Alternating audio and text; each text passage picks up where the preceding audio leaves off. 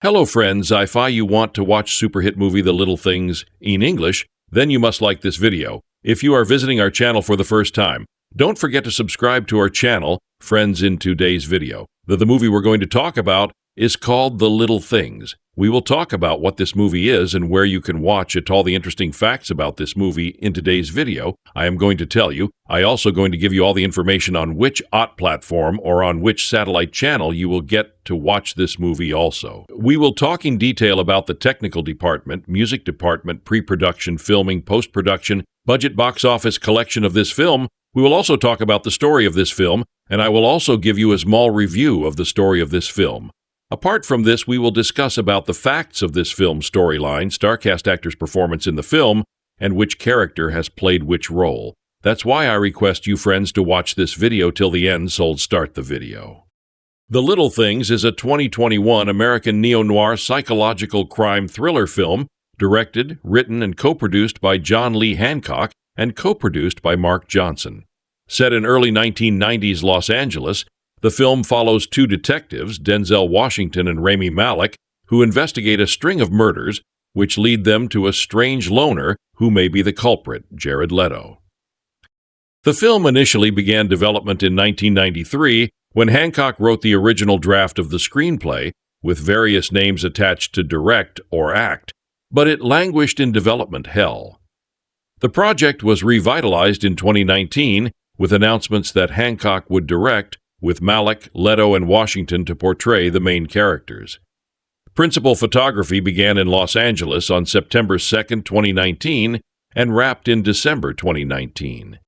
The Little Things was released in the United States on January 29, 2021 by Warner Bros. Pictures, both theatrically and for 1 month simultaneously on the HBO Max streaming service.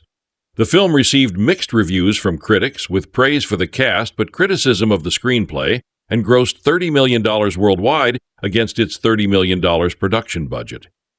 For his performance, Leto received Best Supporting Actor nominations at the Golden Globes and Screen Actors Guild Awards. Plot. One night in 1990, a teenage girl drives on a deserted highway, stalked by a motorist. After pulling into a gas station, she finds it closed. A terrifying pursuit on foot begins. She manages to catch the attention of a passing truck driver and escapes her stalker. Sometime later in Bakersfield, Kern County Sheriff's Office Deputy Sheriff Joe Deacon is sent to the Los Angeles County Sheriff's Department to collect evidence pertaining to a recent murder. A former LASD detective, he accompanies recently appointed lead detective Jimmy Baxter to the scene of a new murder in LA. Deacon notices similarities between the MO of the killing and the MO of an old serial murder case he was unable to solve. That night, a woman named Rhonda Rathbun is followed by a car while jogging and is reported missing the following morning. Baxter learns from Captain Ferris that Deacon had gotten divorced and suffered a heart attack due to his obsession with the unsolved case. So, he is advised not to involve him any further, but Deacon takes vacation leave from his station to assist in solving Baxter's case. The next night, the police discover the body of another victim washed up beneath a bridge. Baxter learns the MO is consistent with the earlier murder and others. The victims were all prostitutes who were stabbed to death. Deacon begins investigating Albert Sparma, a suspect working at a repair store in proximity to the murders. He tails him but is thwarted, so he takes him in for questioning. While under interrogation, Sparma taunts the detectives and is released after provoking Deacon into an angry outburst. The young woman pursued in the desert is interviewed, but has seen Sparma in handcuffs at the police station, which compromises her eligibility as an objective witness to identify him as a suspect. The FBI will take charge of the investigation within the week, giving Deacon and Baxter less time to resolve it. Ferris informs Baxter that 8 years prior, Sparma confessed to a murder which he could not possibly have committed and is thus an unlikely suspect.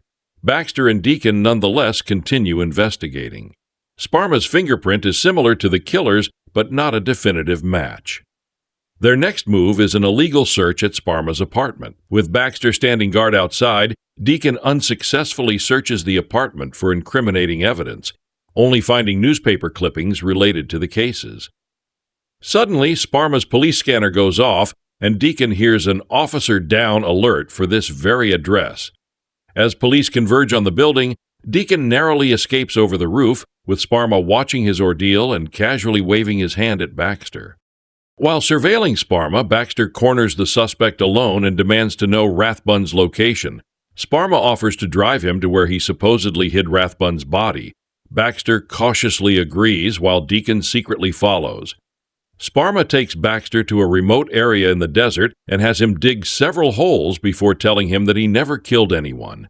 Skeptical, he continues digging. Sparma begins to taunt him until Baxter snaps and strikes him in the face with the shovel, killing him. As Deacon arrives, a flashback reveals that he accidentally shot the one survivor of his last murder case and that Ferris and Dunnigan, the coroner, helped cover it up. Deacon instructs Baxter to bury Sparma in the desert, while he spends the night collecting everything in Sparma's apartment and disposing of his vehicle. Then he returns to the desert the following morning to find that Baxter has not buried Sparma, but is instead still searching for the victim, desperate to believe he is the killer. Deacon, whose waking dreams are haunted by the earlier victims, advises Baxter to forget about the case, or it will haunt him for life. Later, at his home, Baxter receives an envelope sent by Deacon containing a red beret like the one Rhonda Rathbun was wearing when she was abducted. Back in Kern County, Deacon burns everything he collected in the apartment, along with a brand new pack of barrettes that is similar to the missing red one. Then he walks away. Cast: Denzel Washington as Joe Deacon of the KCSO, Rami Malek as James Jimmy Baxter of the LASD, Jared Leto as Albert Sparma, Chris Bauer as Detective Sal Rizzoli, Michael Hyatt as Flo Dunnigan, Terry Kinney as LASD Captain Carl Ferris, Natalie Morales as Detective Jamie Estrada, Isabella Rice as Anna Baxter, Joris Jarsky as Detective Sergeant Rogers, Glenn Morshower as KCSO Captain Henry Davis. In addition, the current victims are portrayed by Sofia Vassilieva as the narrowly escaping Tina Salvatore and Maya Kazan as Rhonda Rathbun, while the earlier victims, seen in photos and haunting the waking dreams of Deacon, are Anna McKittrick as Mary Roberts, whom Deacon had accidentally shot, Sheila Houlihan as Paige Callahan, and Ebony Ann Mayo as Tamara Ewing. Production: The first draft was written by Hancock in 1993 for Steven Spielberg to direct, but Spielberg passed because he felt the story was too dark. Clint Eastwood, Warren Beatty, and Danny DeVito were all separately attached before Hancock decided to direct it himself. Hancock said actor Brandon Lee, who died that year, wanted a role in the film after reading the script. Lee can be seen on the TV series O'Hara, playing in Sparma's apartment. In March 2019, Denzel Washington signed on to star in the film.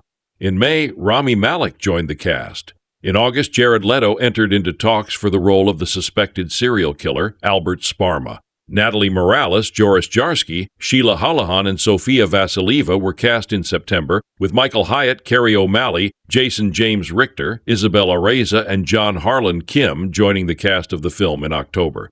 In November, Chris Bauer was also added. Principal photography began on September 2, 2019, in Los Angeles, California. Filming wrapped in December 2019. Music: The Little Things original motion picture soundtrack. Film score by Thomas Newman. Released January 29, 2021. Genre film score. Length 55. Label Water Tower Music. Thomas Newman Film Scores Chronology. Let Them All Talk. 2020 The Little Things original motion picture soundtrack. 2021 Operation Mincemeat. 2021 Track listing. All music is composed by Thomas Newman. Release. The film was theatrically released in the United States on January 29, 2021, by Warner Bros. Pictures. It also had a simultaneous release on the HBO Max streaming service for 31 days as part of Warner Bros.' plan for all of its 2021 films.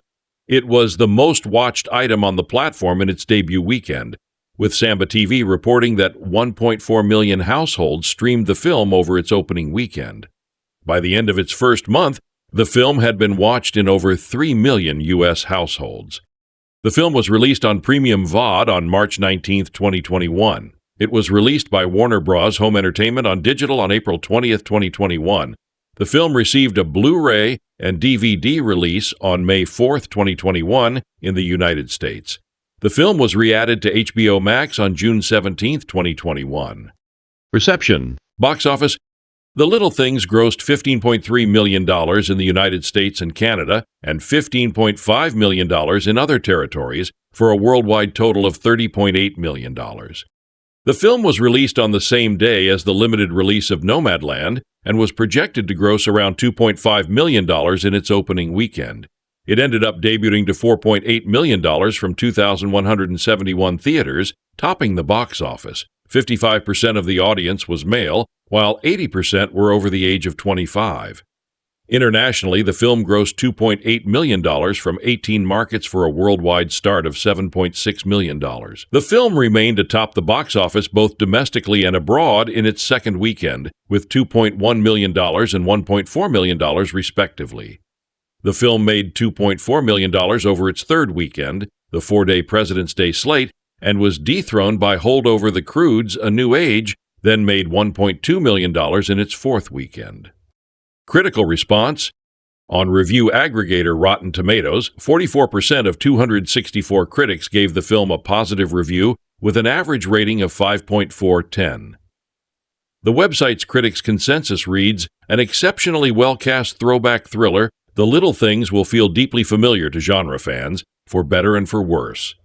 On Metacritic, it holds a weighted average score of 54 out of 100 based on 48 critics, indicating mixed or average reviews. Audiences polled by CinemaScore gave the film an average grade of B- on an A+ to F scale, and PostTrack reported 67% of filmgoers gave the film a positive score, with 40% saying they would definitely recommend it.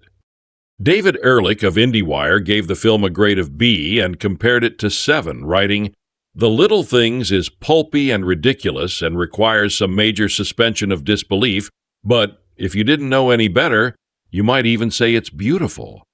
David Rooney of The Hollywood Reporter wrote, "If the director's generally taut original screenplay settles on an ending too cryptic to be fully satisfying, the performances of Denzel Washington and Rami Malek as cops from the old school and the new, who end up having more in common than they anticipated, supply enough glue to hold everything together. Add in Jared Leto as the taunting weirdo who becomes their prime suspect in a series of brutal murders, and you have a suspenseful crime thriller with a dark allure."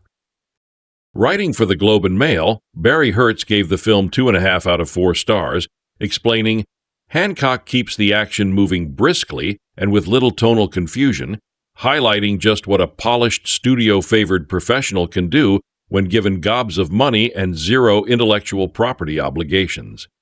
And his trio of leading men are all given ample space to play to their strengths." Benjamin Lee of The Guardian gave the film 2 out of 5 stars, specifying, "At a time when even small-screen procedurals have perma-frowned detectives who spend more time haunted by their past than actually solving crimes in the present, it all feels a little too familiar and a little too minor." Writing for RogerEbert.com, Brian Tallarico gave the film 2 out of 4 stars and said, "It feels like Hancock is trying to tell a very true detective story, one about how a case can pull the people investigating it apart from the inside in a way that breaks them forever, but he can't figure out how to shape that into an intriguing mystery simultaneously." Nick Shager of the Daily Beast wrote, "The ghost of Seven lives on with The Little Things, as does Denzel Washington's search for the type of great serial killer thriller he missed out on when he turned down the lead role in David Fincher's 1995 genre classic. John Lee Hancock's film is deeply indebted in both style and plot particulars to that predecessor. Although unfortunately for it, and its headliner, its modest suspense is largely offset by the fact that there's nothing substantial or especially original lurking beneath its eerie exterior." Accolade. Leto was nominated for Best Supporting Actor Motion Picture at the 78th Golden Globe Awards and Outstanding Performance by a Male Actor in a Supporting Role at the 27th Screen Actors Guild Awards. The Little Things won Best Drama Poster at the 2021 Golden Trailer Awards. This review was originally published on January 29, 2021. As of April 1, 2024, The Little Things is streaming on Netflix. To those of us for whom the phrase Denzel Washington crime drama is a happy place unto itself, The Little Things can be rather frustrating. The film is about as old-fashioned as it gets. It was reportedly first written in 1993, and over the years has had a number of heavy-hitter auteurs attached to it, including Steven Spielberg and Clint Eastwood, the latter of whom had collaborated at the time with screenwriter, now director, John Lee Hancock on the elegiac manhunt masterpiece A Perfect World. It certainly feels like the kind of serial killer thriller we might have had back when such movies meant big business. Tortured protagonist, fresh-faced partner, grisly killings, sudden twists, and heaps of atmosphere. It's even set in 1990, either because nobody bothered to update the setting, or more likely because the prevalence of things like cell phones would have undermined some of the film's better set pieces. So why the heck doesn't it work?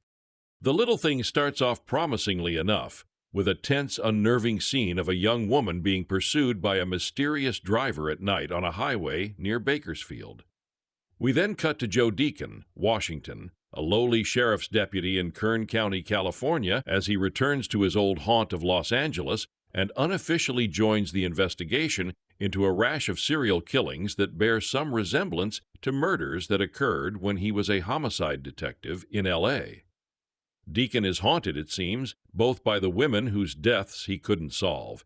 He talks to corpses and at night imagines the dead staring back at him, and by the unspecified cloud under which he left the department.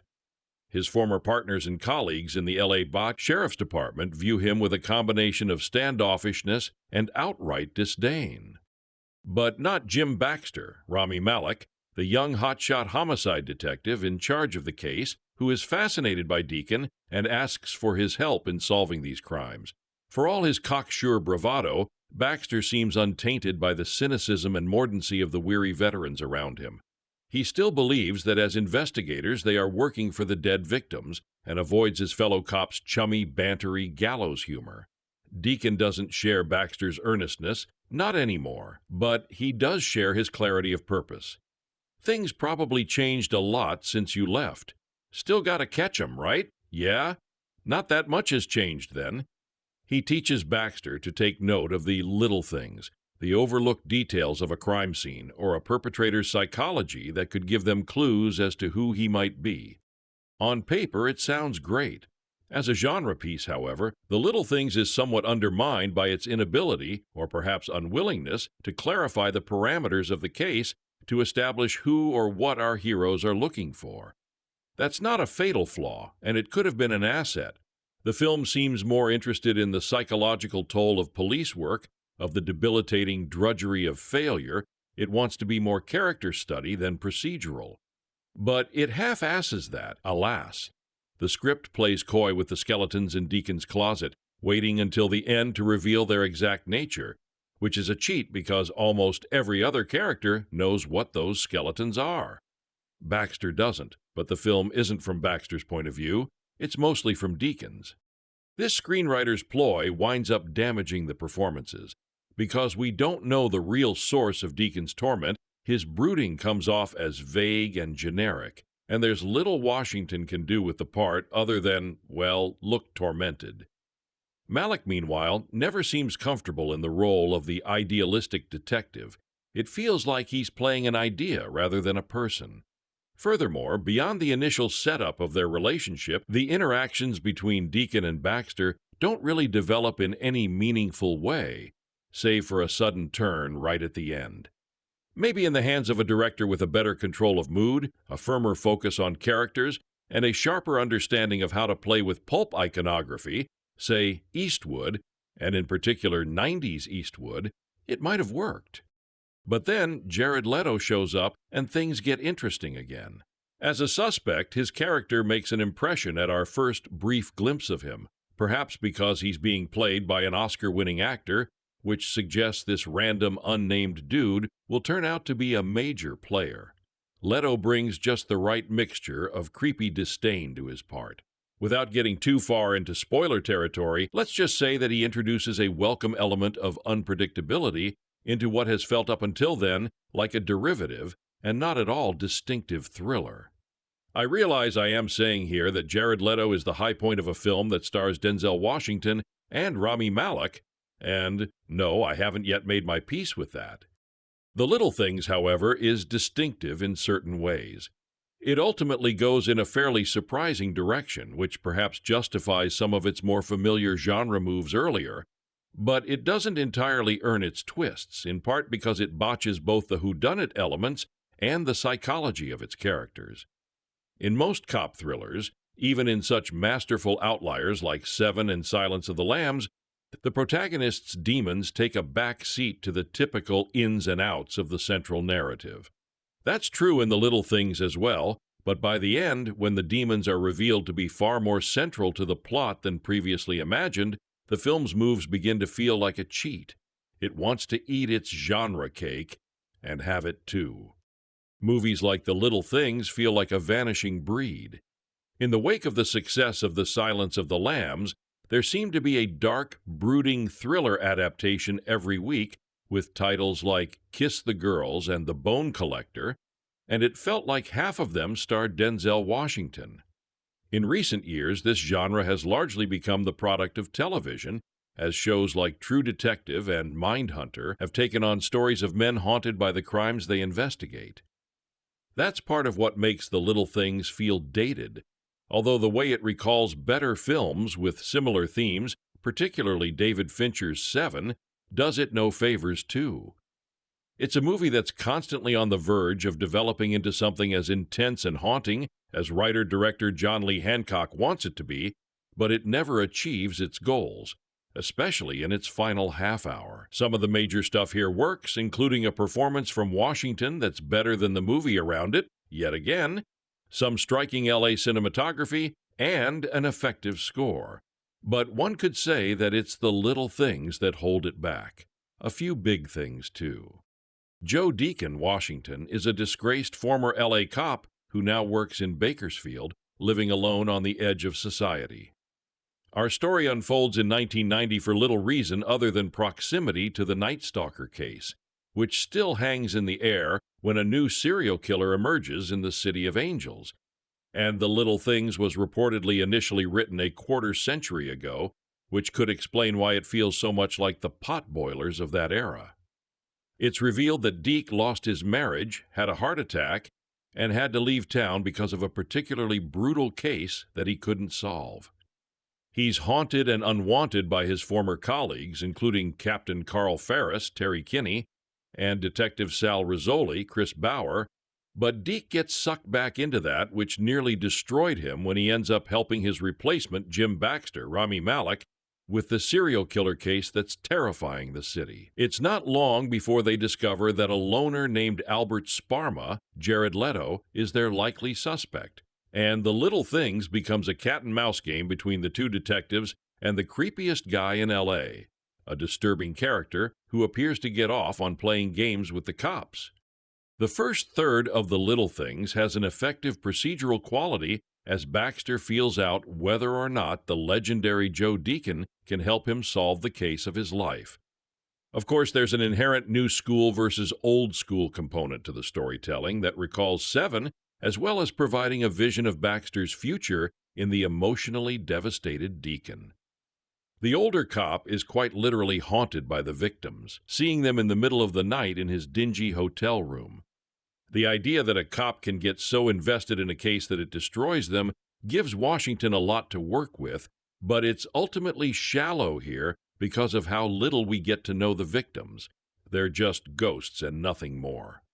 Other than the underutilized Natalie Morales as an officer and Michael Hyatt as a coroner, women are largely just victims or spouses in the background in this story. The midsection of The Little Things gets by on the immediacy of Washington's performance.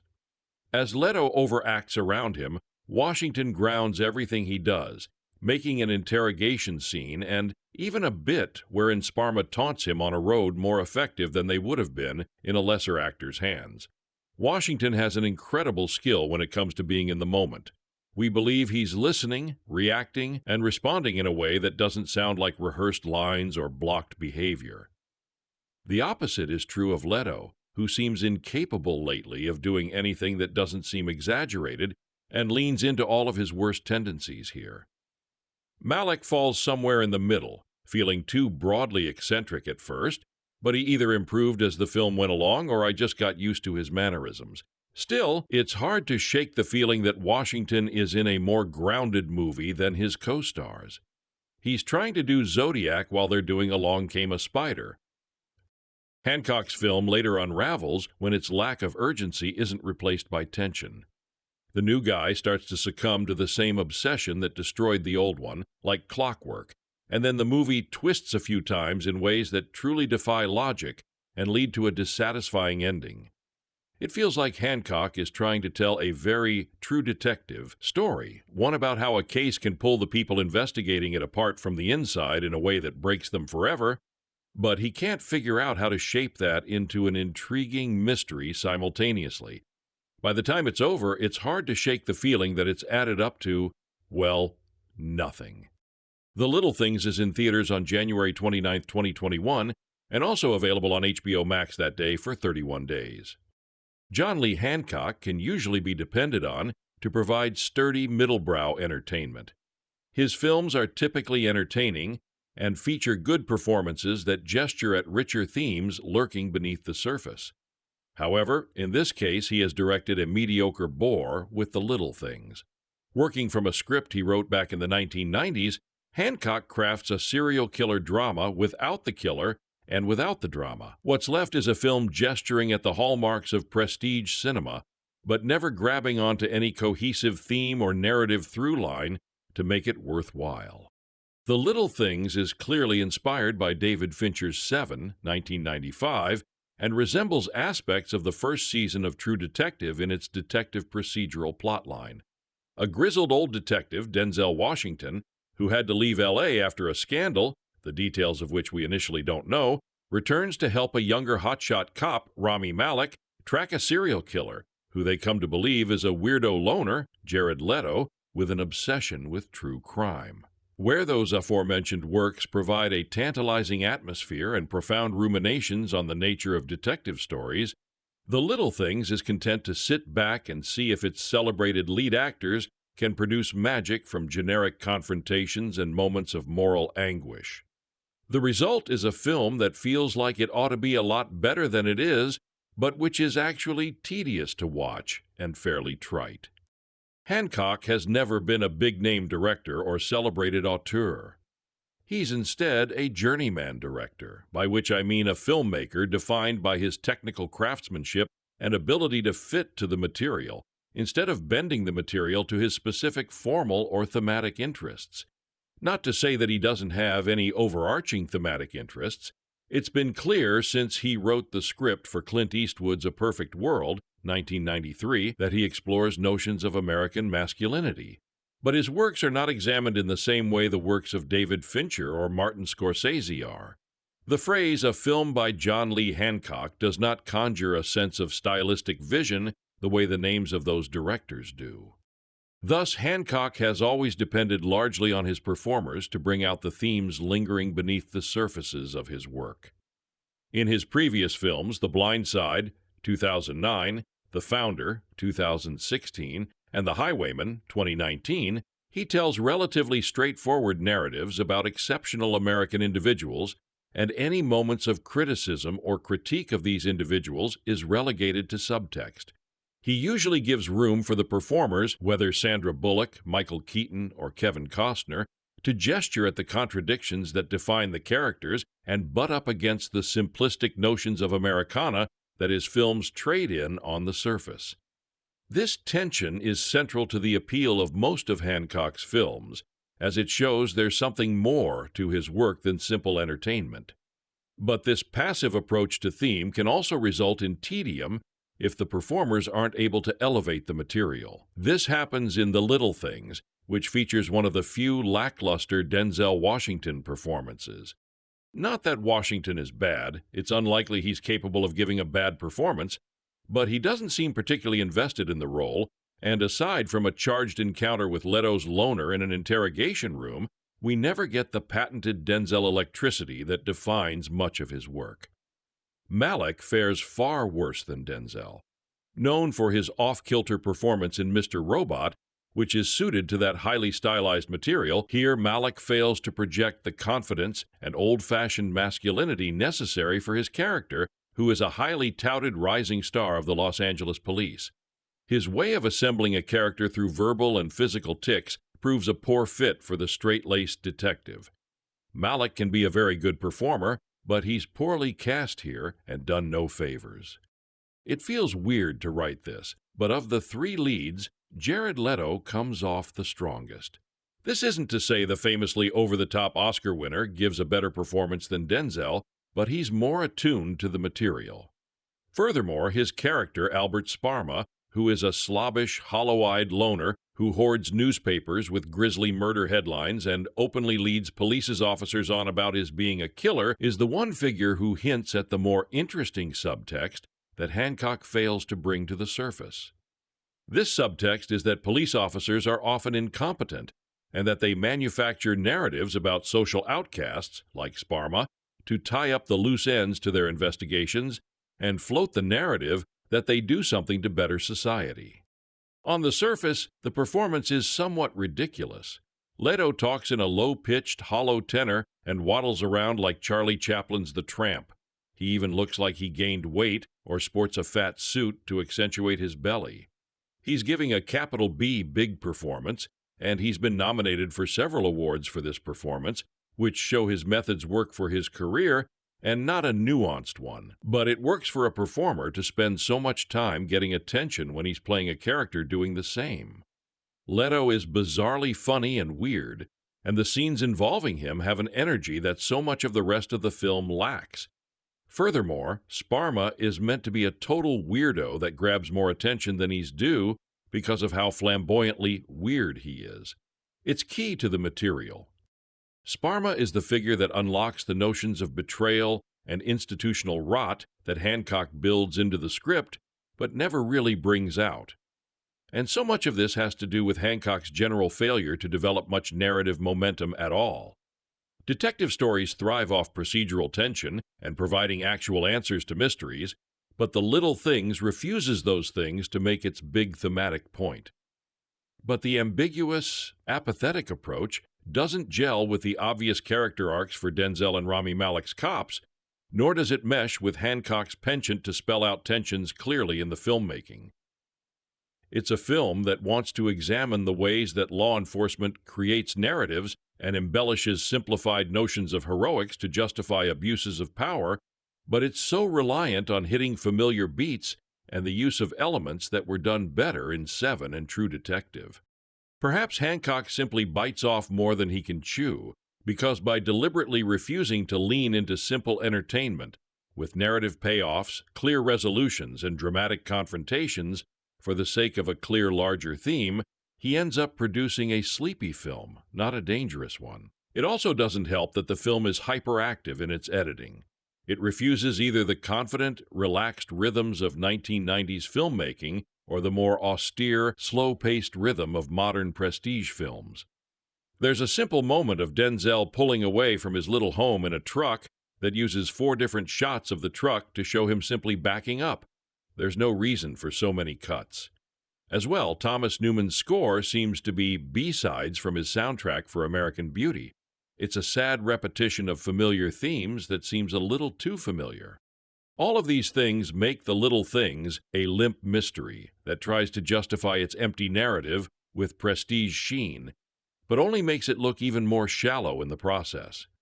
It's a film that doesn't have the confidence of 1990s filmmaking from when it was written, nor the more ambiguous formal and narrative approach of modern prestige films. It's stuck in the middle, seeming as ill at ease as Rami Malek as the young cop. Perhaps Hancock, like Malek, simply isn't suited to the material, and the more self-serious the approach, the more obvious it becomes. After watching Denzel Washington's The Little Things 2021, I initially didn't know what to think. As the credits rolled, I pondered the final plot twist and replayed a few scenes in my mind, feeling unsure of the film's message. Did I miss something? Was I overthinking it? Or did this film actually intend to leave viewers feeling utterly confused about what it's trying to communicate? In case you've yet to see John Lee Hancock's slow-burn crime thriller, The Little Things, which boasts a trio of Oscar-winning actors, follows Joe Deke Deacon, Washington, an experienced former detective and deputy sheriff who teams up with LASD detective Jimmy Baxter, Rami Malek, to investigate a series of serial murders. All signs point them to a suspect named Albert Sparma, Jared Leto, but due to the lack of evidence, Deke and Jimmy become obsessed with tracking him down. Perhaps you can already tell from the plot, but The Little Things is like a cross between Seven and Insomnia. It's a contemplative, character-driven thriller that features a seasoned detective and an entitled newbie, except the pace is much slower and there are several references to the movie's title. Per usual, Washington is a clear standout thanks to his compelling and nuanced portrayal of Deke. As for Leto, his mastery of dialogue is on full display as he embraces his creepy character. However, I've got a small bone to pick with The Little Things, and it's got everything to do with that ambiguous ending. Now, when it comes to mind-blowing plot twists, think Inception or Memento, I'm typically staring at the screen with my mouth agape, heart racing, and mind filled with the wildest what-if scenarios. I'll often think about it for days on end, or even rewatch the film, trying to piece together little clues I might have missed. But guys, this was not the case for The Little Things. In the final moments, I watched with bated breath and ended up genuinely confused and missing a certain shock value.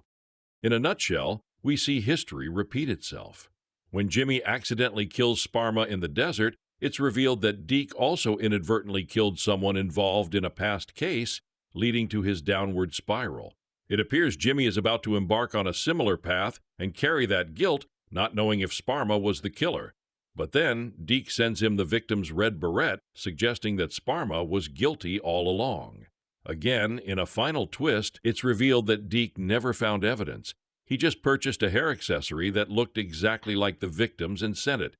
Just to give you an idea of what went through my mind as I watched this unfold. Oh, so it was Sparma. I wonder where Deke found the beret. I wonder where he hid the body. But how could someone who falsely confessed to a murder be the culprit? Perhaps he didn't act alone. Oh, wait, what? So this was just a gesture to ease Jimmy's conscience? That's it? Now, in retrospect, I understand that the film mainly explores themes of trauma and guilt, while zeroing in on the two detectives. It's interesting to see the parallels in their determination to crack the case, as well as how they respond to similar traumatic events. I also love how the partnership evolved into a father-son kind of dynamic, but a small part of me wanted something more. I fully expected to see another twist that would likely call Deke's character and true motives into question, or at least an unexpected hint that both detectives may have overlooked, which suggests that the killer was right under their noses the entire time. While speaking with Entertainment Weekly about the ending, Hancock revealed that he wanted to avoid making it formulaic. He explained, "I just tried to build in as many things pointing to Sparma's guilt as points to his innocence. I think there is an equal number of each in the script. I can make an argument either way. I mean, he does say, 'I've got to work tomorrow, come on, let's go,' which is a hint that nothing's going to happen out there. If he was taking him out there to go and find a body, then he certainly wouldn't be going to work the next day, or is he lying?" I applaud Hancock for intentionally keeping the killer's identity and Sparma's potential involvement a mystery. And though I wouldn't call this Washington's best, his solid performance alone makes it well worth the watch. Warner Brothers are in the midst of rolling out their 2021 lineup of films that will be streaming exclusively on HBO Max throughout the year, one of which is The Little Things, written and directed by John Lee Hancock and starring Denzel Washington, Rami Malek, and Jared Leto. A downbeat neo-noir set in Los Angeles, it's a film that feels like it would have been made 20 years ago, when Hollywood still relied on star power and a genre to get viewers into the seats of a now defunct theater industry. I, for one, miss movie stars, and I miss the well-crafted crime thriller. I miss the time where the name Denzel Washington alone could bring people into the theater, not just a piece of intellectual property, though I feel even that's going out the door too. Because of our lack of such movies, I really wanted to like The Little Things, and it does have moments of stylistic thrills. However, certain performances, plot holes, and watered-down subject matter brings down what I think could have been a sleek thriller. The film follows Joe Deacon, Washington, a Kern County Sheriff's deputy who comes to Los Angeles for a forensics file, only to become wrapped up in a murder investigation involving bizarre murders of young women. After learning Deacon's past, homicide detective Jim Baxter, Malek, teams up with Deacon as they investigate Albert, Leto, the man they believe to be the culprit. John Lee Hancock, who also wrote the script for The Little Things, is known for films like The Blind Side, The Founder, and Saving Mr. Banks. Needless to say, The Little Things is a step in a different direction. He clearly understands the aesthetic and narrative conventions of the crime thriller, but I feel that Hancock didn't push the envelope enough. It's neither disturbing enough for the subject matter, nor as wholesome as his other work. Clint Eastwood was attached to direct this at one point, and I could see what he would have created with the given material, considering the type of thriller Eastwood made in the 90s. Nevertheless, Hancock's new film is competently shot and edited. Likewise, Denzel Washington gave an understated and vulnerable performance as Deacon, which meshes well with the downbeat tone Hancock's trying to convey. As I've read a handful of reviews and first impressions from critics, I kept coming across statements that said something to the effect of, "The Little Things is nothing more than a cliché cop drama that doesn't really have any aspects that sets this film apart from previous genre installments." Yes, many crime thrillers rely on aesthetic and narrative clichés that The Little Things most certainly possess. The moody, neon-lit street of Los Angeles, a detective that has to find personal redemption by solving that case that eluded him years ago, and a suspected murder that lurks the streets, preying on his next victim. However, Hancock's reliance on genre conventions isn't the reason the film doesn't hold up. Rather, I find the problems lie in two different areas: plot structure and a stark contrast between the quality of the actors' performances. Unlike Washington, Malek and Leto's performances are inconsistent with the tone of the film. Malek sometimes feels as if he's phoning it in, with his trademark mumblings mixed with rage-filled outbursts that feel out of place and awkward with the rest of what Hancock's trying to achieve. That being said, Washington and Malek's chemistry worked well, unlike Leto, who insisted on hamming it up for the audience as the creepy murder suspect Albert. This performance unfortunately knocked the film down quite a few pegs. Leto couldn't help attempting to steal the scene from the other performers with an over-the-top performance mixed together with laughably bad one-liners.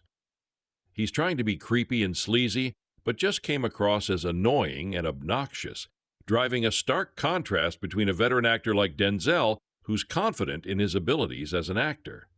For a detective story to work, the most important aspect is surprise. Though the final act takes an unconventional turn, I find that it wasn't earned. Once everything comes to light, it feels rushed and inauthentic. I felt like the plot just pushed the characters along, and without enough foreshadowing, the ending, which would have been wonderful if properly earned, felt out of place. Overall, I didn't hate The Little Things, and it has aspects that I like. However, certain performances and a weak plot holds this film back from its full potential. The bug-eyed psycho, especially when he's portrayed by a skilled actor, is always good for a laugh, or a shudder, or something in between. It's all about underplaying the overstatement. You've got to cue the audience to see that he's cuck crazy, but you've got to do it with just enough finesse to leave them thinking, is it all an act?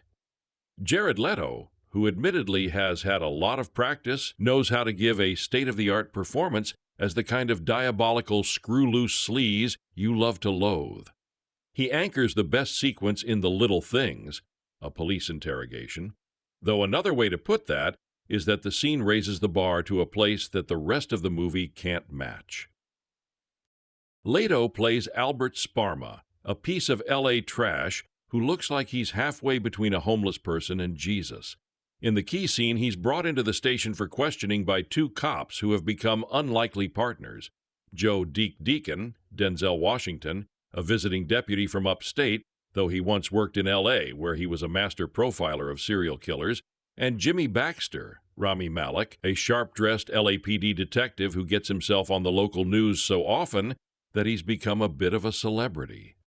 They've teamed up to solve a string of brutal murders. It's the usual drill, a series of young women stalked and snuffed, and they think they've got their man in Sparma, who certainly looks the part.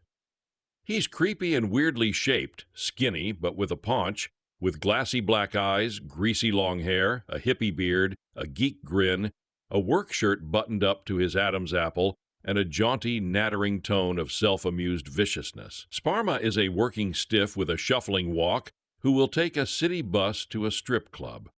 But in the interrogation, he comes on as the designer prole version of a lectory evil genius, 3 steps ahead of every question he's asked. He's given gruesome photos of the murder victims, which he looks over with just enough deadpan relish to tease the cops without incriminating himself. "Do you get the feeling he's enjoying this?" asks Deke, watching the action through the two-way mirror. You were expecting him not to enjoy it?" Leto, drawing on his quick-minded perversity and wearing a touch of prosthetics that disfigure his handsomeness into a jaded rottenness, communicates a great deal of sick pleasure. Sparma, a loner, adores being the center of attention, and so does Jared Leto. That's what gives his performance an inner conviction. Naturally, he outwits the cops, but everything still points to Sparma as the killer. His gloomy hoarder's apartment, the fact that he confessed to a murder 8 years ago, the quality he conveys of being a skeevy, low-life mastermind. Leto, in his way, burns a small hole in the screen. That said, you've seen this kind of performance before, and you've really seen the rest of the movie before, almost literally, since The Little Things, written and directed by John Lee Hancock, The Blind Side, Saving Mr. Banks, is a serial killer procedural that would like to be Seven, with a great many touches lifted from Manhunter, but it plays more like a not-so-very-special episode of CSI. That's a major disappointment, since this is the first lavishly scaled, multi-star-driven thriller we've had the chance to see in quite a while. Set in 1990, The Little Things is in the grisly forensics genre, with episodes unfolding at blood-splattered murder sites viewed through ultraviolet light, as well as a pleasing narrative tangle or two. Yet this sort of clinical detective movie hinges on creating a feeling of revelation, a kind of horror-saturated awe. The Little Things is just a warmed-over set of serial killer thriller cliches like crime scene photos we've seen before, and some of it doesn't track all that well. Take the Denzel Washington character. At first, the film seems to throw us a curveball, introducing Deke as a modest, head-down sort of desk jockey, a Kern County deputy in uniform who gets dispatched to L.A. to retrieve a key piece of evidence, a pair of bloody boots. But when he gets to the forensics lab and then the police station, it turns out that most of the officers there know him. Deke, it seems, was once a legend, the kind of cop who could snake his way into the mind of a killer. But he got so immersed in one case that he suffered a triple bypass, a divorce, and a suspension, all within 6 months. He is, in other words, a gloss on William Peterson's damaged FBI agent Will Graham in Manhunter. But when Graham had his breakdown after getting onto the trail and into the head of Hannibal Lecter, he wasn't ostracized. Deke's backstory, his fall from grace, doesn't fully parse, and Washington's performance is so unruffled on the surface that it never acquires the quality of obsession the script keeps hinting at. Deke, still trying to solve that old case, gets absorbed into the new one, and he moves into a Fleabag hotel and tapes pictures of the victims on the wall so that he can ponder them with his 1,000-yard stare. But sorry, I never bought it. Manhunter was a singular movie about obsession, to me the greatest of all modern thrillers. This one, coming 35 years later, feels like a copy of a copy. Rami Malek's Jimmy is supposed to be Dake's opposite number, a family man careerist who's smooth and together with killer shades and Anthony Scaramucci hair. Malek plays him with a manner that's studiously brusque, yet so cocked eyebrow insinuating that at times you feel like he should be called Sayid Entendre. His performance isn't bad, but it's hard to escape the feeling that on some level it's a piece of branding. The hard-ass LA cop as anti-Freddie Mercury. The Little Things doesn't completely click into Seven mode until the grandiose climactic sequence in which Sparma invites Jimmy to take a night drive out to the desert with him. As soon as they get there, the earlier film, with its monster-in-a-box prankish ghoulery, begins to hover over the action. Yet it's hard not to notice that in this case the suspense poetics of a cop versus suspect showdown leave common sense behind. Sparma asks Jimmy to dig a hole in the desert with a shovel and then another hole, and it was at this point that I felt myself checking out of the movie. As in, there's no way a seasoned LA cop was ever going to dig that hole. Deke, at one point, tells Jimmy that it's the little things a detective needs to pay attention to. They're the things that get a killer caught. Too often, though, it's the big things that this movie doesn't get right. There's a self-serious portent to the drab serial killer thriller The Little Things, a smug sense of grandiosity informing us that it's not only more substantial than the average stalk-and-stab schlock, but that it's going somewhere we might not expect, ending with gravity rather than gristle. To its credit, the film, from the Blind Side writer-director John Lee Hancock, does find itself in slightly unconventional territory in its rushed finale, but it's not a place that's either satisfying or smart enough to warrant the hushed solemnity that precedes it. It's a film trapped between a low and a highbrow version of a story we know all too well, landing firmly in the middle of the road. With elements of Seven and Zodiac in the mix, arguably the film it most resembles is Insomnia. Both the Norwegian original and Christopher Nolan's excellent remake, its very title recalling a key recurring line about focusing on the small things during an investigation. Hancock insists any comparisons are coincidental with the first draft of the script written back in 1993. In what feels like an adaptation of a potboiler but is actually an original story, Deputy Sheriff Deke, Denzel Washington, finds himself unavoidably dragged back into the thrust of a case he's not supposed to be involved in after an admittedly effective Silence of the Lambs-esque cold open. Once a celebrated member of the force, with age he's found himself pushed to the back, lumped with grunt work over anything more rewarding. But when another young woman is murdered, he's unable to resist, much to the chagrin of Jimmy, Rami Malek, the point guy on the case. The story also interweaves with an unsolved case from Deke's past, as well as a local stranger, Jared Leto, who may or may not be involved. Maybe if Hancock's film had been produced back in the early 90s, it would have at least felt like a more admirably serious-minded riposte to a subgenre that often devolves into silliness. But at a time when even small-screen procedurals have perma-frowned detectives who spend more time haunted by their past than actually solving crimes in the present, it all feels a little too familiar and a little too minor. As a slow, meditative, character-driven drama, it's too shallow, and as a dark, disturbing serial killer thriller, it's too boring. And so quite who this film is for remains a bigger mystery than the one at its center. As probably the most reliable leading man currently working in Hollywood, Washington can put a shine on even the dullest of material. And while he's no doubt stretched here, he avoids a mere sleepwalk and single-handedly helps muster up just enough interest to drag us through. His character is mostly standard issue, but it's a sturdy, accomplished turn, the kind that only he can do quite this well, yet his other two Oscar-winning co-stars struggle.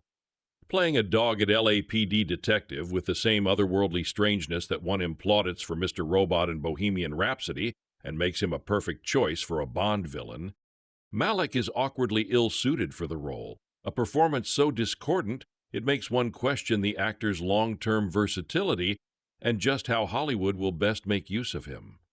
While Leto certainly looks the part of potential killer of women, with his pale, sunken skin and greasy long hair, his line delivery is so embarrassingly unsubtle that he might as well have walked off the set of a Hammer horror parody, never convincing us that he's playing anything other than an evil movie villain. That juicy killer cop interplay, the spiky cat-and-mouse game that drives films such as this, just isn't really there. Hancock struggling to differentiate his film from the many others that have come before, as admirably hard as Washington tries. That aforementioned ending, while theoretically interesting, just doesn't land with the impact Hancock seems to think it does, a big swing that misses. Part of me admires him for it, but it's such an empty coda presented with such weight, urging us to take what's mostly a rather rote serial killer movie with awards-worthy seriousness that it ultimately annoys. What it says about cops is also rather uneasy at this, or frankly any, moment. There are little things here that work, but the big problems are impossible to ignore. A note during the first scene in The Little Things, an effective cold opening, full of danger and suspense, indicates that it's 1990.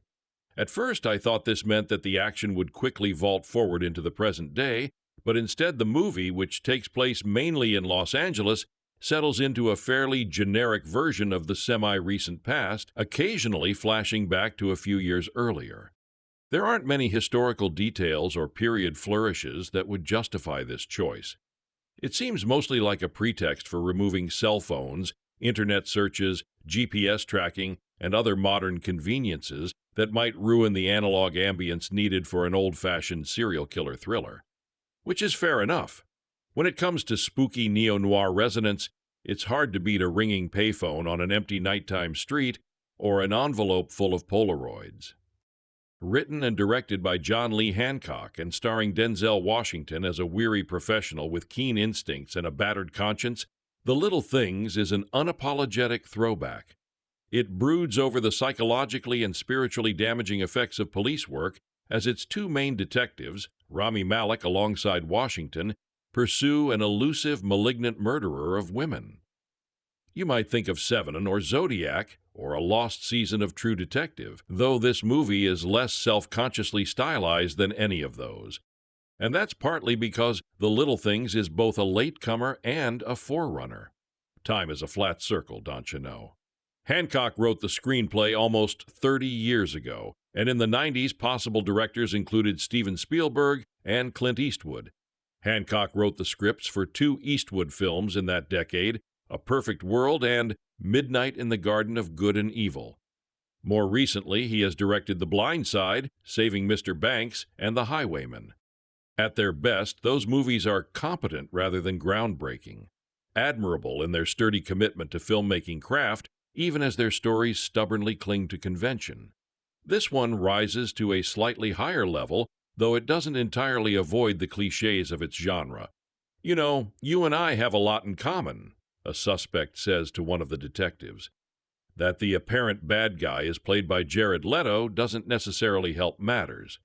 But Leto, as a self-confessed crime buff with a creepily calm demeanor, isn't bad. Malek as Jim Baxter, a zealous and ambitious Los Angeles detective flirting with career and personal catastrophe, is pretty good too.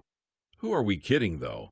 This movie is a coat that has been hanging in the closet for decades, waiting for Washington to slip it on. The Little Things was another cinematic victim of the coronavirus, with HBO Max keeping it for their overpriced streaming service in the US and the UK being offered it as a premium video on demand. Despite my interest, I didn't feel like forking out £15.99 for it, but then again, I wouldn't pay 15 quid for any film unless I get to keep a copy. Given its high price point and streaming exclusivity, when it was initially released, the only people who aired their views were mainstream critics, and they all seemed to hate it. I recall Mark Kermode speaking disparagingly about this flick on his BBC News film review program, like it was the worst film he'd seen that week, and that's coming from someone who really enjoyed the appalling Military Wives. Upon seeing the 45% score on Rotten Tomatoes today, I had to write about it. After watching The Little Things, I have to say it's one of the most underrated films of 2021, and given that a handful of utterly dreary and overrated films scooped all the Oscars this year, I have no idea why a decent movie like this is so undervalued. All the usual excuses came to the fore when critics bashed this movie. Like Greta, apparently filmmakers can't make certain genres anymore because they're old. Everything has to be an issue-based drama or a hollow superhero blockbuster. Empire magazine called this film a throwback thriller, which means they didn't watch the friggin' thing. The Little Things isn't trying to be a thriller. The sedate pace alone should have been a clue. Then there were all the extremely lazy comparisons to David Fincher's Seven. I have no idea why. Apart from a single scene in a desolate, sandy location, this wasn't at all like Seven, or for that matter, The Silence of the Lambs. The Little Things is closer in tone and content to Sidney Lumet's The Offense, or City of Lies, or the third series of True Detective. It's about investigation, corruption, responsibility, the falsification of evidence, and an unsolved case haunting someone. Not every film about murder has to be jump cuts, grime, and gore. Sometimes you need time for contemplation. In case you don't know, The Little Things is a crime drama about Joe and Jim, a disgraced ex-detective and a hotshot up-and-coming detective, played by Denzel Washington and Rami Malek respectively, working the same serial killer case. After the pair cross paths during a press conference, and again during a fresh crime scene, they both begin to suspect Albert, played by Jared Leto, but are all the clues pointing in the right direction? This movie is worth watching for Rami Malek, Denzel Washington, and Jared Leto alone, with Leto doing a Riz Ahmed with lead shoes. Every time this trio interact with one another, you can just feel the caliber of each performer. Whether protagonist or antagonist, you can't keep your eye off the screen when either of the actors speaks, or for that matter, moves. Of course, there are issues with The Little Things. The direction is quite drab, and alongside the unenthralling score, which inserts some beatboxing light amidst the flat piano sounds, these two aspects keep it from being something potentially better. That being said, writer-director John Lee Hancock, who was responsible for writing the flawless classic A Perfect World, has penned another memorable script with characters you feel for. With Joe and Jim starting as enemies in the car park, then humorously asking each other where they're originally from, to hugging and saying, "My boy," this is as much about a workplace friendship as it is about cracking an unsolved case. There's also a great comment on police work in general. Does anyone, police or civilian, really know whether someone is guilty unless we're standing over that person as they commit their crime? All the police have is evidence, but there's other evidence pointing in various other directions too. There's a couple of amusing lines about fingerprint identifiers. A hunch can turn into assumption, and that can give a cop tunnel vision, focusing one way when they should be investigating all angles.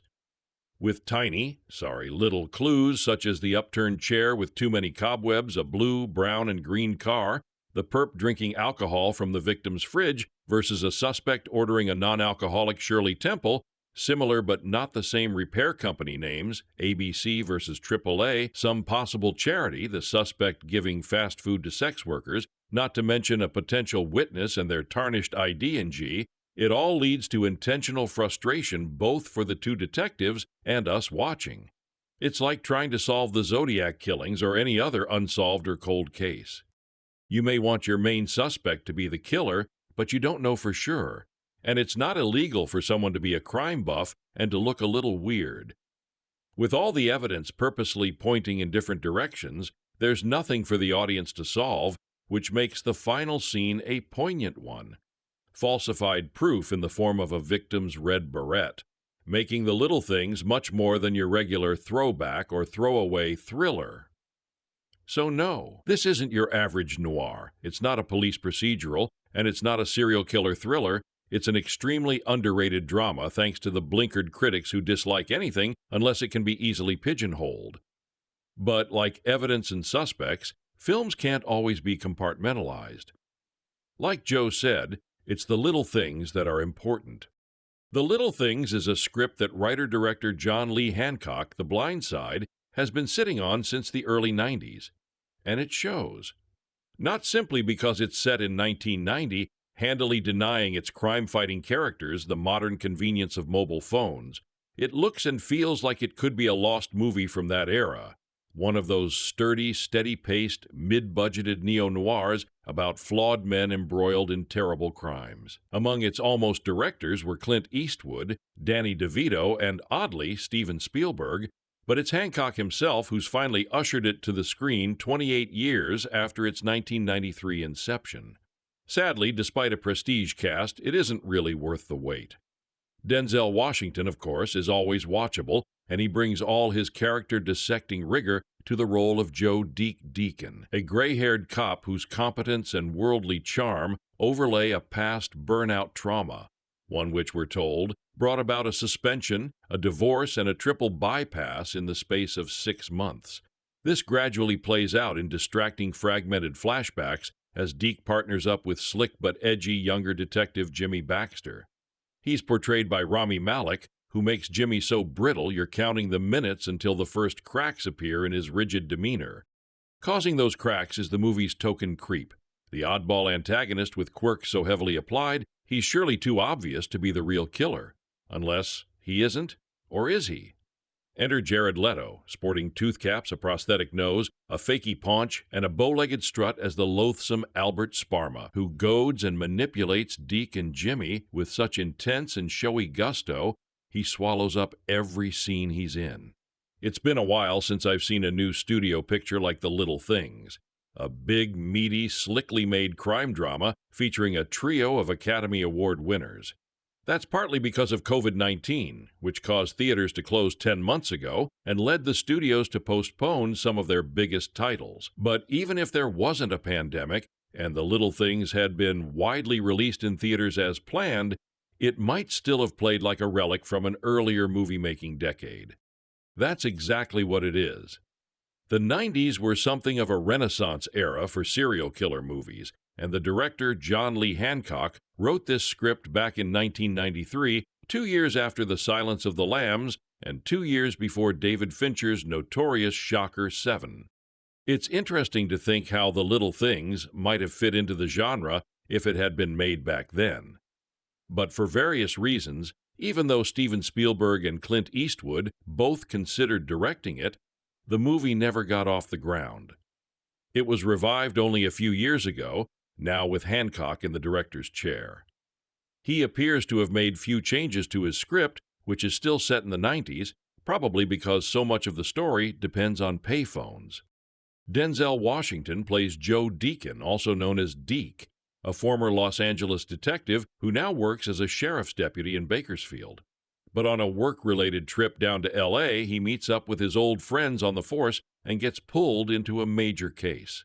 His unlikely partner is a young hotshot named Jim Baxter, played by Rami Malek. In typical buddy cop fashion, they get off on the wrong foot, but soon settle into a comfortable groove, with Deke playing the grizzled mentor to Baxter's ambitious up-and-comer. They're trying to solve the murders of several young women, the latest of whom has been found in a rundown flop house, one of many reminders here of an older, less gentrified Los Angeles. The police make a thorough sweep of the scene, but it's Deke who finds the evidence that leads them to a repairman, Albert Sparma, who becomes their prime suspect. He's played by Jared Leto, who sports long stringy hair and a prosthetic nose, and who gives a performance of such calculated creepiness he might as well be wearing an "Arrest Me" sign. But while Sparma may look like their man, Deke and Baxter have a hard time finding the evidence that would prove it. It's never clear if Sparma is the culprit or just a true crime buff who enjoys toying with the police. Over time, the uncertainty begins to eat away at Baxter, in much the same way it once ate away at Deke, who left the LAPD years ago after another unsolved case nearly drove him mad. If The Little Things has an obvious kinship with Sevenin, it also seems to anticipate another David Fincher triumph, Zodiac, in which a criminal investigation becomes a corrosive personal obsession. The script has its creaky, tin-eared moments. I could have done with fewer of Deke and Baxter's strained wisecracks, and there's something a little obvious about their gradual realization of how similar they are under the skin. The forensic details are as familiar as they are gruesome. You've seen it all before, from the blood-spattered crime scenes and nude corpses on autopsy tables to the wall of evidence covered with maps and photos. But it's worth remembering that Hancock conceived this story nearly 30 years ago, when these images weren't the clichés they are now. The Little Things may look like a retread, but it feels more like a time capsule, a weirdly enveloping trip down memory lane. I got wrapped up in its slowly unraveling twists and in the rapport between the two leads. Washington is all too convincing as a dogged crime solver who isn't afraid to go rogue when needed. He's also one of the few movie stars, of course, who's as popular now as he was in the 90s. Hancock himself has come a long way since then. He has a sturdy command of craft, as he's demonstrated in the other movies he's directed, like The Blind Side and Saving Mr. Banks. The Little Things tells a much darker story, but Hancock proves a better fit than you might think. He's good at quickening your pulse, and his attention to details, the little things of the title, slowly draws you in. There's nothing comforting about this grim, existentially unsettling movie, but its patient, old-school pleasures provide their own kind of satisfaction. When we meet John Deacon in writer-director John Lee Hancock's The Little Things, he is working as a patrol deputy in part of California's Central Valley. We soon learn that he took that job after leaving Los Angeles, where he had worked homicide. It is a classic sort of a setup. Cop leaves the big city after a case/incident whatever that he just couldn't shake. Fate then forces him back to his old life. And from there, well, that's the movie, isn't it? There is a certain rhythm to such a film, and The Little Things largely and successfully plays into it. We see horrible crime scenes both in the present, which in this case is 1990, and via flashback, the past. We see the aftermath of the destruction such incidents wreak on the lives of those involved. We, for lack of a better analogy, stare into the dark abyss that lies at the heart of some individuals. It doesn't matter whether that blackness has been there since they were born, or if it is something happened to them along the way. It is there, and that's what is meant to keep the audience up at night. Does Hancock's film work in that regard? I don't know if it does, at least not fully. It certainly makes you think and wonder and contemplate, if only for a little while, but there are better examples of the genre. That said, The Little Things is wonderfully, incredibly, perfectly atmospheric. There's a darkness to the film, part visuals, part story, part acting, that really takes hold of the audience as it unfolds. There at the center of everything is Deke, played to perfection by Denzel Washington. Once he's back in L.A., Deke finds himself forming an uneasy relationship with an up-and-coming homicide detective, a guy who is making a name for himself and doesn't mind the limelight, Jim Baxter, Rami Malek. Much of the movie centers on this relationship.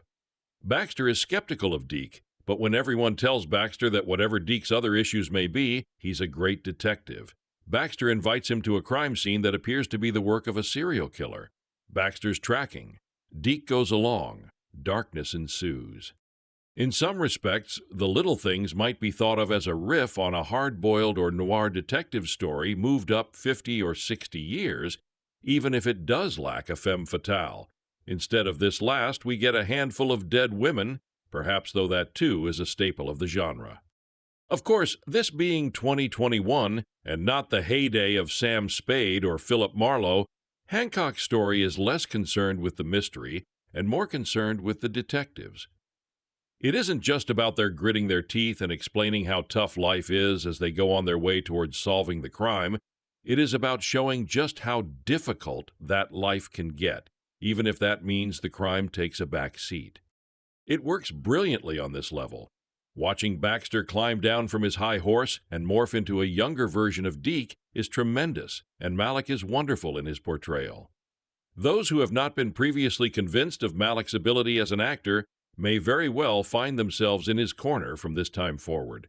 Washington, as noted, is fantastic. Deke is world-weary and angry and upset and scared, and we get all of that with just a single look or two from Washington's eyes. Not as good as Malek and Washington is Jared Leto, who plays Albert Sparma, a man who becomes the chief suspect in the case. Although Leto has the appropriately disheveled look for the character, there's constantly something comically mocking in the portrayal the actor offers. He is convincing, there can be no doubt about that, but the performance's vaguely sickening levity, which is impressive, doesn't match that of Malek or Washington. It is disquieting as they are, but not as intriguing. The supporting cast, which includes Natalie Morales, Chris Bauer, and Michael Hyatt, are quite successful and far closer to what Washington and Malek provide. That said, Hyatt and Morales are both underutilized, popping up only to disappear too suddenly and for too long.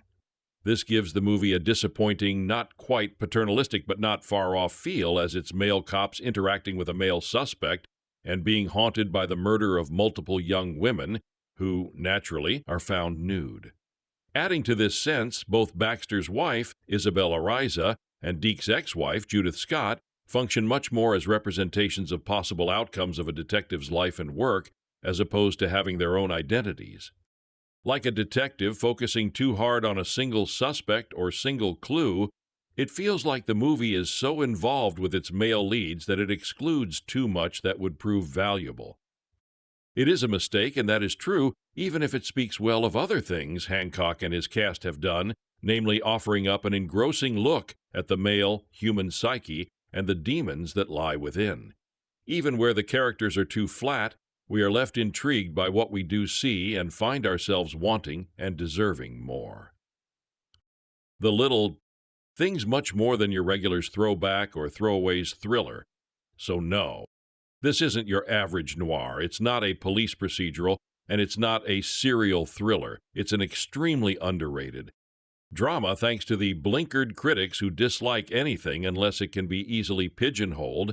But like Evidence and Suspects, films can't always be compartmentalized. Like Joe said, it's the little things that are important. No, today's review is not about KBY Kat's song, The Little Things. That would be really weird if that song were featured in this movie, but this movie does open with a girl singing Rome by the B-52, so that was certainly a choice considering the overall tone. The Little Things is a mystery thriller.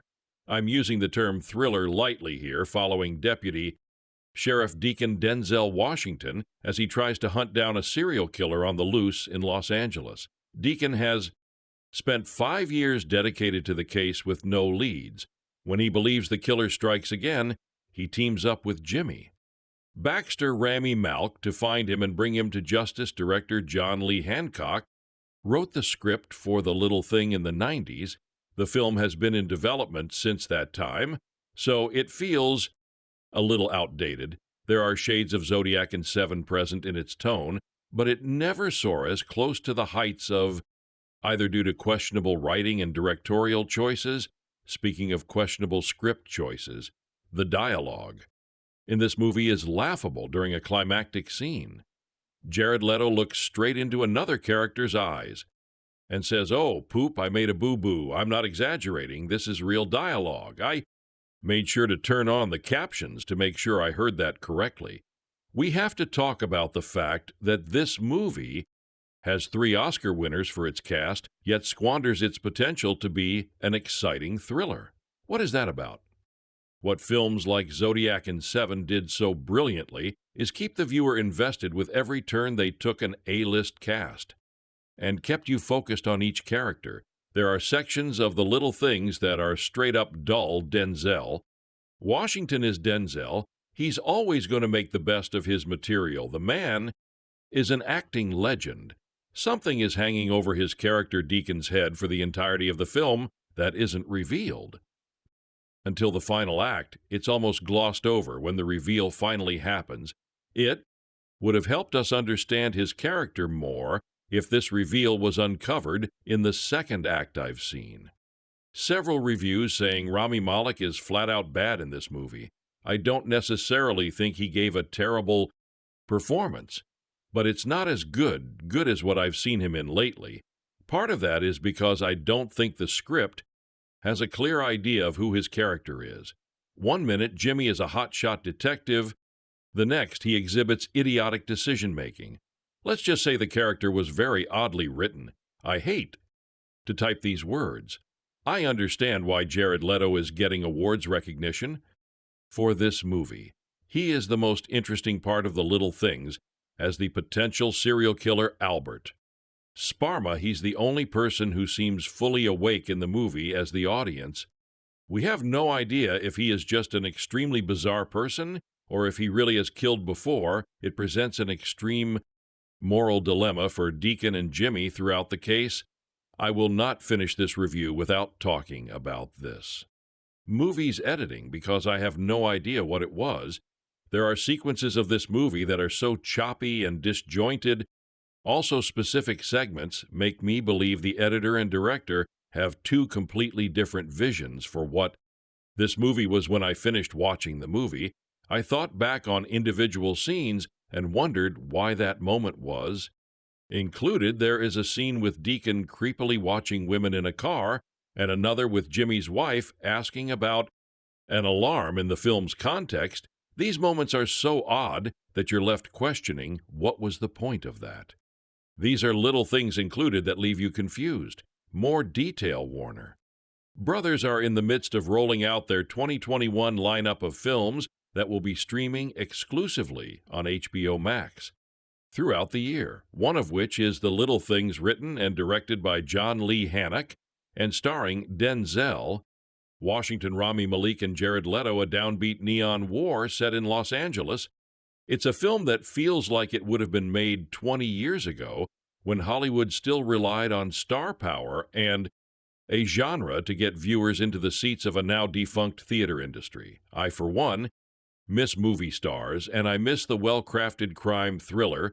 I miss the time where the name Denzel Washington alone could bring people into the theater. Not just a piece of intellectual property, though.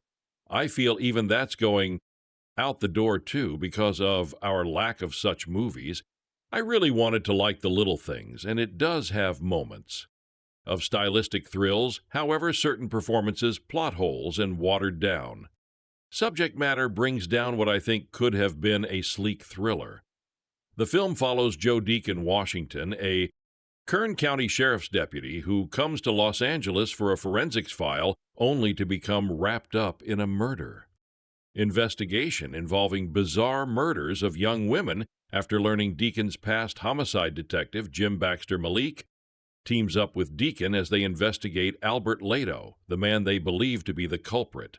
John Lee Hancock, who also wrote the script for The Little Things, is known for films like The Blind Side, The Founder, and Saving Mr. Banks. Needless to say, The Little Things is a step in a different direction. He clearly understands the aesthetic and narrative conventions of the crime thriller, but I feel that Hancock didn't push the envelope enough.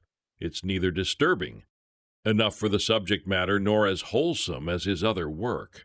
Clint Eastwood was attached to direct this at one point, and I could see what he would have created with the given material, considering the type of thriller Eastwood made in the 90s. Nevertheless, Hancock's new film is competently shot and edited. Likewise, Denzel gave an understated and vulnerable performance as Deacon, which meshes well with the downbeat tone Hancock's trying to convey. As I've read a handful of reviews and first impressions from critics, I kept coming across statements that said something to the effect of The Little Things is nothing more than a cliché cop drama that doesn't really have any aspects that sets this film apart from previous genre installments. Yes, many crime thrillers rely on aesthetic and narrative clichés that The Little Things most certainly possess. The moody neon-lit street of Los Angeles, a detective that has to find personal redemption by solving the case that eluded him years ago, and a suspected murder that lurks the streets preying on his next victim. However, Hancock's reliance on genre conventions isn't the reason the film doesn't hold up. Rather, I find the problems lie in two different areas: plot structure and a stark contrast between the quality of the actors' performances. Unlike Washington M. and Leto's performances are inconsistent with the tone of the film. Malek sometimes feels as if he's phoning it in, with his trademark mumblings mixed with rage-filled outbursts that feel out of place and awkward with the rest of what Hancock's trying to achieve. That being said, Washington and Malik's chemistry worked well, unlike Leto, who insisted on hamming it up for the audience as the creepy murder suspect Albert. This performance unfortunately knocked the film down quite a few pegs.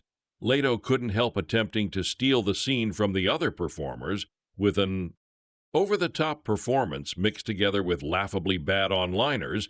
He's trying to be creepy and sleazy, but just came across as annoying and obnoxious, driving a stark contrast between a veteran actor like Denzel, who's confident in his abilities as an actor for a detective story, to work the most important aspect is surprised, though, the final act takes an unconventional turn. I find that it wasn't earned once everything comes to it, feels rushed and in inauthentic. I felt like the plot just pushed the characters along and without enough foreshadowing the ending, which would have been wonderful if properly earned, felt out of place overall. I didn't hate the little things, and it has aspects that I like. However, certain performances and a weak plot holds this film back from its full potential. After watching Denzel Washington's The Little Things 2021, I initially didn't know what to think. As the credits rolled, I pondered the final plot twist and replayed a few scenes in my mind, feeling unsure of the film's message. Did I miss something? Was I overthinking it? Or did this film actually intend to leave viewers feeling utterly confused about what it's trying to communicate?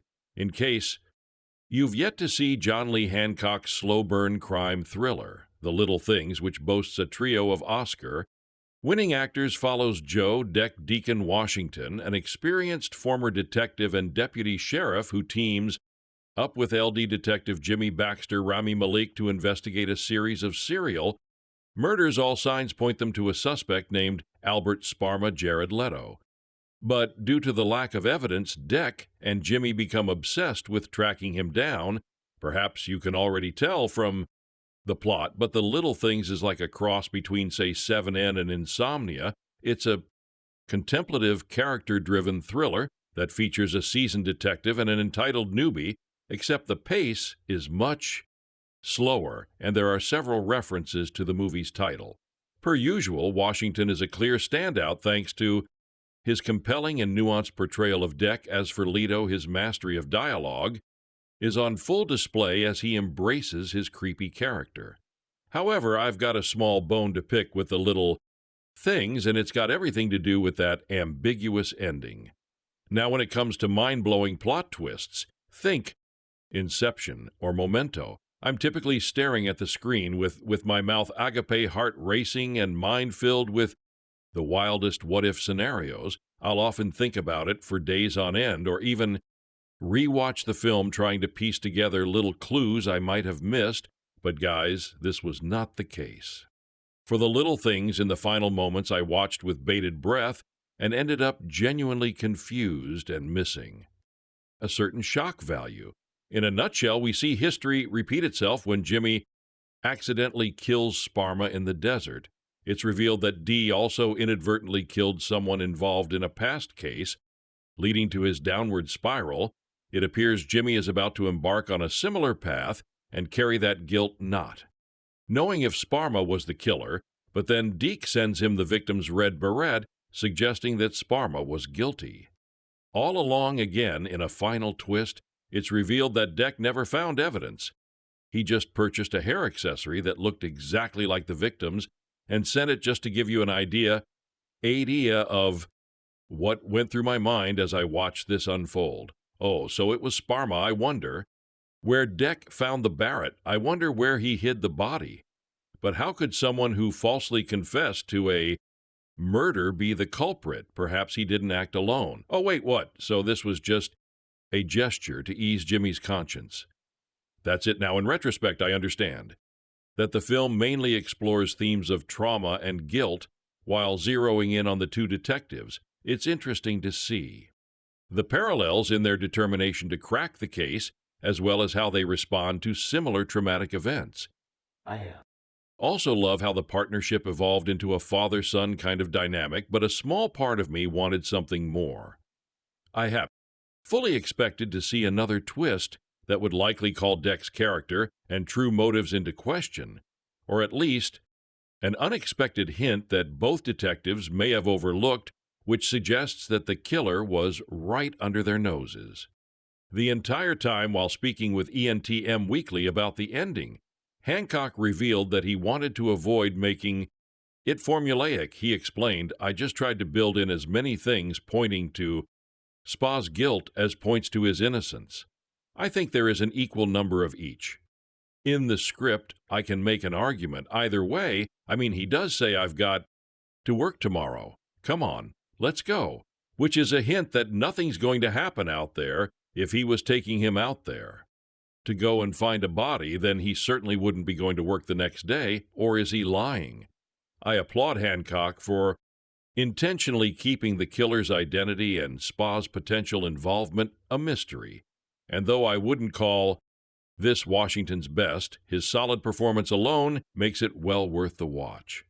Extra information, The Little Things is John Lee Hancock's version of a gritty crime thriller, borrowing elements from much better films and dragging its feet along the entire way, though. Hancock has made a variety of films in the past, The Blind Side, Saving Mr. Banks, The Founder, etc. This definitely feels like a far cry from the rest of his material. It's always interesting seeing a writer-director take on unique projects themselves, but sometimes it just doesn't work, and they end up weeding out the types of films that aren't their strong suit in terms of aesthetic and design. I think Hancock nails everything visually in the little things that makes one feel like they're in a 90s crime thriller again. Beyond that, it's all flat Denzel Washington. Rami Malek and Jared Leto all give tired retreads of past performances the issue, obviously being their characters having no depth to explore, leaving them in a position to act through a surface level of means. Take a shot every time Denzel Washington goes on it, fake deeped monologue, patting down an already needlessly slow movie. You'll be slashed by the time the credits roll, guaranteed.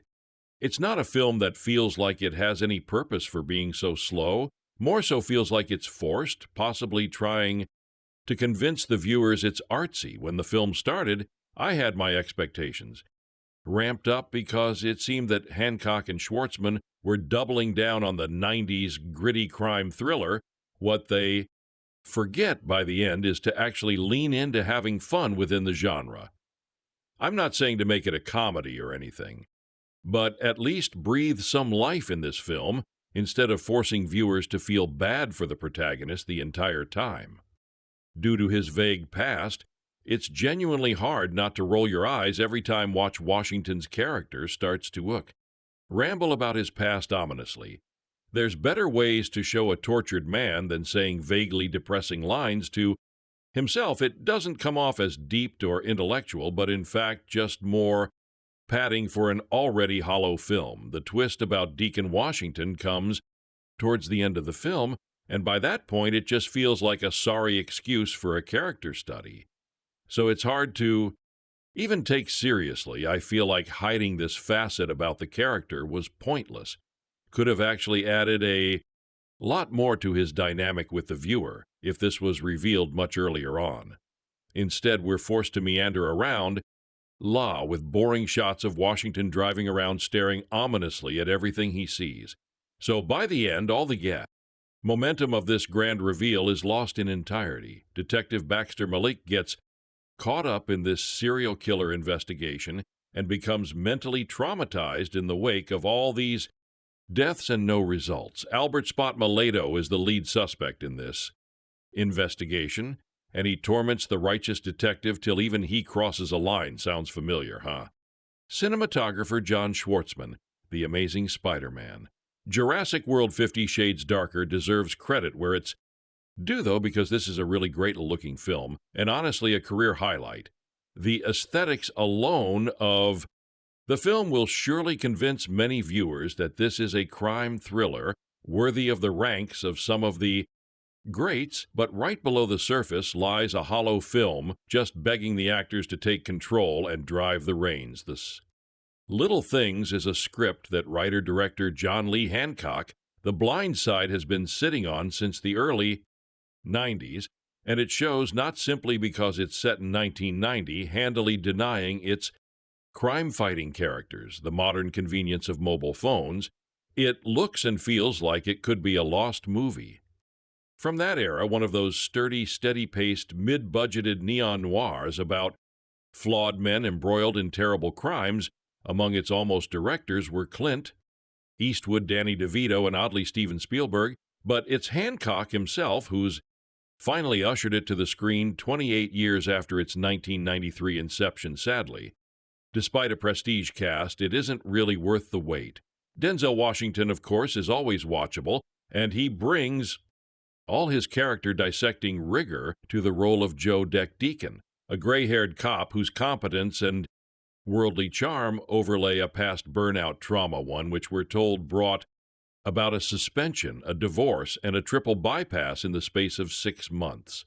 This gradually plays out in distracting, fragmented flashbacks as Deck partners up with slick but edgy younger detective Jimmy Baxter. He's portrayed by Rami Malek, who makes Jimmy so brittle you're counting the minutes until the first cracks appear in his rigid demeanor. Causing those cracks is the movie's token creep, the hotball antagonist with quirks so heavily applied he's surely too obvious to be the real killer. Be he isn't. Or is he enter Jared Leto sporting tooth caps, a prosthetic nose, a fakey punch, and a bow-legged strut as the Luma Albert Sparma who goes and manipulates Deke and Jimmy with such intense and showy gusto he swallows up every scene he's in the issue of Spas. Culpability dominates the drama, notably sidelining the killer's most recent victim, a woman named Rhonda Maya Kazan, who's been abducted but not yet necessarily murdered. Like all his prey, all young women, she's given scant attention, beyond her usefulness as a driver of the plot. The others, meanwhile, pop up as naked bodies on morgue slabs and gray-faced phantoms in Deck CI hotel room, voicelessly beseeching him to finish the job in a touch that is of questionable taste elsewhere.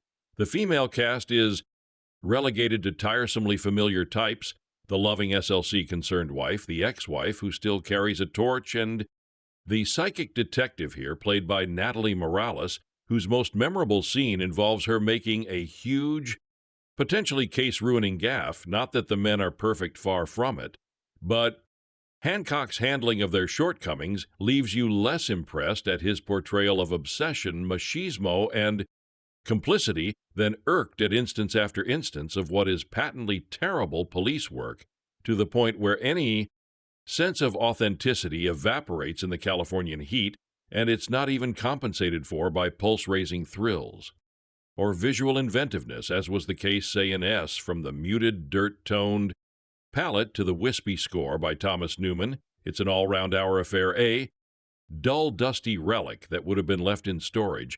This film, directed by John Lee Hancock, written by John Lee Hancock, produced by Mark Johnson, John Lee Hancock, starring Denzel Washington, Romy M. Jared Leto, Natalie Morales. Cinematography, John Schwartzman, edited by Robert Faison, music by Thomas Newman. Production company, Gran Via Productions, distributed by Warner Brothers Pictures. Release date, January 29, 2021 in United States. Running time, 128 minutes. Country: United States language, English. Budget, $30 million. Box office, $30 million. So guys, this is the review of the Little Things movie and some information about it. How do you like our today's video? Please let us know by commenting. And if you like this video, please like it, share it, and don't forget to subscribe to our channel. Thanks for watching.